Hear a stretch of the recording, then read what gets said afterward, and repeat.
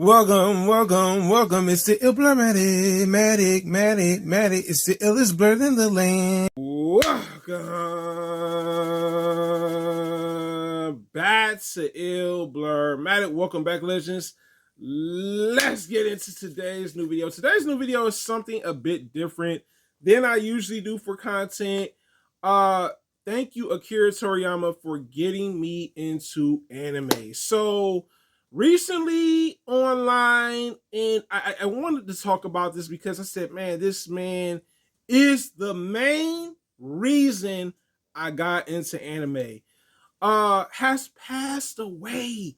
It don't seem real, y'all. I was like, yo, no.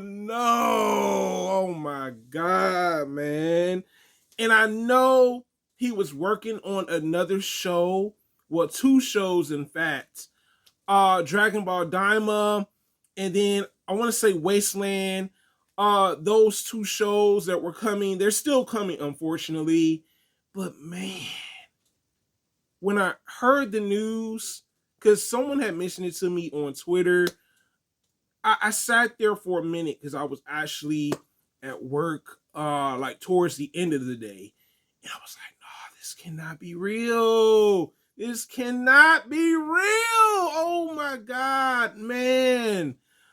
And then like I saw, like when I got home from work, that there was a letter, and the letter was true. You know what I'm saying?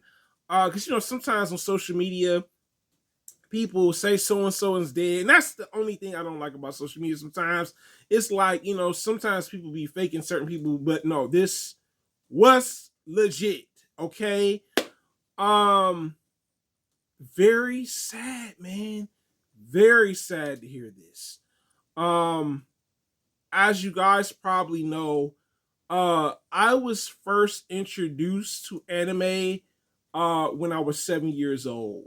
I remember turning on the TV right before church, before we left for church, and what the Blurmatic see on the TV screen?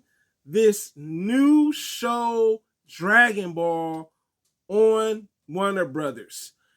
The first thing that came to my mind was just the spiky-haired kid going on adventures with this older chick, Bulma, and also Oolong, and them going against Mai and Emperor Pilaf and the other guy that was like this ninja fox, with this unorthodox like storytelling with it. And I was like, yo, as a kid, I was just sucked in, like, what is this? That was the biggest question for me, because you have to remember, at the time anime came out in the Western world, it came out in the 70s. Anime, actually, 70s and 80s, it wasn't really well received. The 90s is when anime became a thing in the Western world, also known as the US, y'all. And then it stopped coming on. I was like, yo, where's this show? Like, I was so, like, invested as a young otaku Blurmatic, right? And then I want to say my 4th or 5th grade year of school, I revisited this show. Like, it was Dragon Ball Z. Dragon, hush the Dragon Ball Z. And I'm like, oh, I looked and I said, yo, this is the same spiky haired kid that I saw in this show, but now as an adult with a kid and a wife and the other Z fighters, which are known as Krillin, Piccolo, Yamcha, Tien, Chatsu. I was like, oh.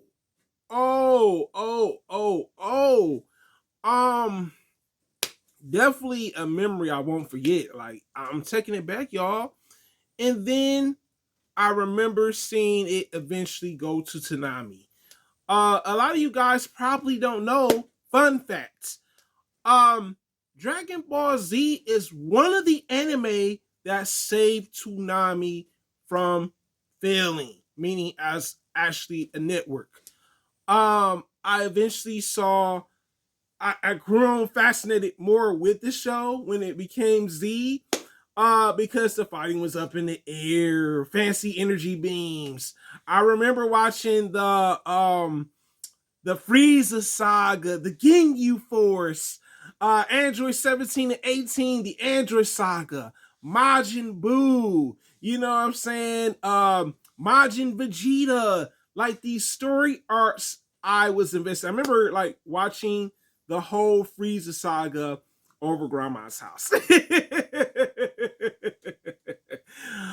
Oh man. But Akira also introduced me to the other series of Dragon Ball, right? You had Dragon Ball GT, which is some people didn't like because Akira wasn't fully involved in it. He did give them the go to make it. And also Dragon Ball Super. Um Man, I know he didn't even finish the manga for Dragon Ball Super. I was still like reading Dragon Ball Super. Ah, whoo, man, this one hurt, y'all. This one hurt because he has had a new show coming out. It's coming out in the fall this year, Dragon Ball Daima. And then I said the Wasteland show. He also didn't only contribute to anime, the manga. I mean, you have people like Oda, One Piece, and also the creator Kishimoto for Naruto, that looked up to him. He was like this, I guess you could say, sensei figure to the other upcoming manga creators. He's done video games. I don't know if his kids are going to take over from where he left off. I know both of them had ended up becoming manga artists at some point in their lives. Um, Man, it just doesn't feel real, y'all. I'm like, no. I was like, this cannot be real. I was like, oh my god, like, oh man. Um, but I just want to say, you influence manga creators after you to maybe follow the blueprint of what we are looking for. Some otakus in manga, you influence the anime industry, even the gaming industry, yo. I was like, wow, there'll never be another Akira Toriyama. Never.